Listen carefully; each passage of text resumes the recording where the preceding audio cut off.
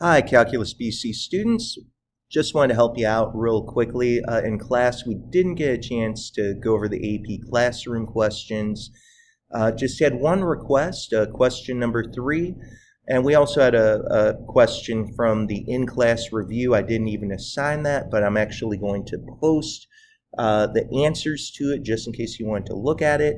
But let's jump into question number 3 from the AP classroom. It says, let f be a differentiable function such that, and on the left-hand side here we have the integral of f of x sine of x dx, and that's equal to this other expression. It certainly looks like we are doing integration by parts. So if we were to jot down, so just remembering the integration by parts is really saying if you have the integral of u dv, that would equal the integral of uv minus the integral of v du. And of course, it certainly looks like this is the pattern that we are working with. As we are looking at our left-hand side, I guess that has a couple of different, possibilities for u. Either u would equal f of x, or u would equal sine of x dx. But we have a little bit of a hint, and that hint is what we're seeing here is f of x showing up where the uv would be located. So it makes sense to let u equal f of x and having dv equal sine of x dx. And we can see what would follow. Of course, we'd have du would be f prime of x dx. Here, as we'd take an antiderivative, we'd have v equals negative cosine of x. And if we were to just follow this pattern, I think you can see, with integration by parts, we'd have u times v. Sure enough, we'd be arriving at what we were looking at. U times b is f of x times negative cosine of x. We can just bring that negative out in front. And then we'd have minus, well, here we'd have a negative cosine of x for our v. And our du would be f prime of x dx. So as we continue breaking this thing down, we would see the minus and the negative would turn into plus a positive.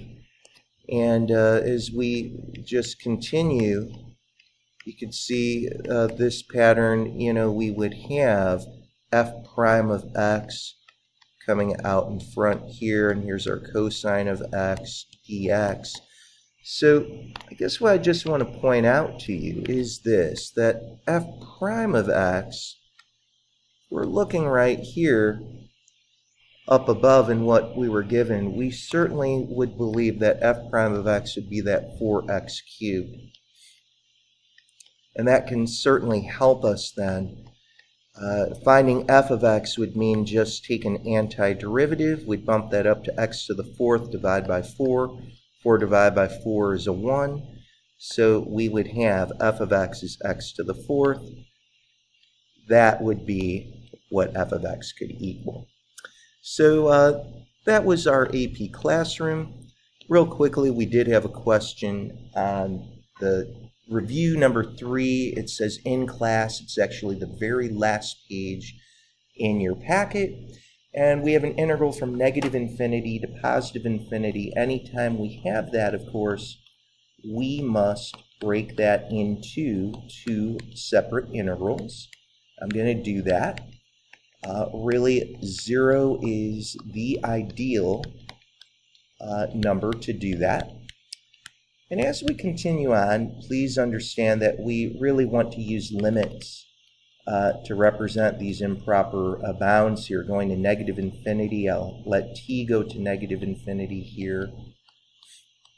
And, with our other integral, I'll just write another limit. Choosing any other variable, I'll choose w. You can choose whatever you would like. Really doesn't matter, just as long as you have a limit. And at this point now, because t would actually be a real number, w would be a real number, we can use the fundamental theorem. And just real quickly, I think maybe this probably would be the question at hand. Kids would say, well, bumping this up, we'd have 2/3 x to the third minus x squared all over 2 plus a 3x. And of course, we're going to go between 0 and t. And I think the student who asked this question, is probably wondering about this limit. When you plug in 0, of course, you're just going to have a 0. When you plug in your t, of course, you'll have 2/3 t to the third minus t squared all over 2 plus a 3t.